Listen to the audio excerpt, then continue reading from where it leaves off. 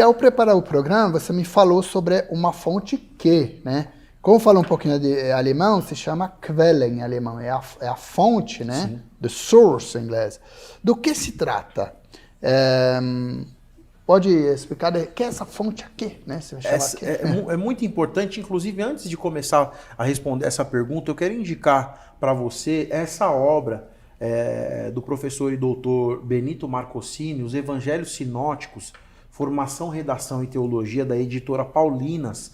Essa é a 4ª edição, é essa obra que aparece aqui para você. O doutor Benito Marcosini, que nasceu em 1938, né, ele é sacerdote desde 1962, doutor em teologia, licenciado em letras clássicas e também em Sagrada Escritura pelo Estúdio Teológico de Fiorentina, na Itália, o qual ele é presidente. Faça uso dessa obra, porque, como o Xavier falou no início, a gente não tem a pretensão de ser superficial e nem exaurir o tema, mas nós vamos trabalhar aquilo que é importante. Se você quiser avançar um pouco mais, eu te indico, então, essa obra sobre esse determinado tema. A fonte Quelle, a fonte que muitos no Brasil chamam de Keller, porque chega aqui, né, palavra por palavra, o pessoal sai propagando até nas faculdades e nos seminários, mas não é Keller. Que não é o lado de alemão. Exatamente. Em alemão significa fonte, significa base, significa origem. E essa fonte que, Xavier, até o século passado, existia uma discussão muito forte de qual evangelho foi escrito primeiro. Se o evangelho de Mateus, se o evangelho de Marcos, se o evangelho de Lucas, no quesito sinótipos, que João não vai entrar aqui, né? Ele também é evangelho, mas não se caracteriza tão como diferente semelhante. que ele é outra. Isso, exatamente. Agora, a fonte que, teoricamente, diz que serviu de base para o evangelho de Marcos e que serviu de base, o evangelho de Marcos serve de base para o Mateus, que serve de base para o Lucas.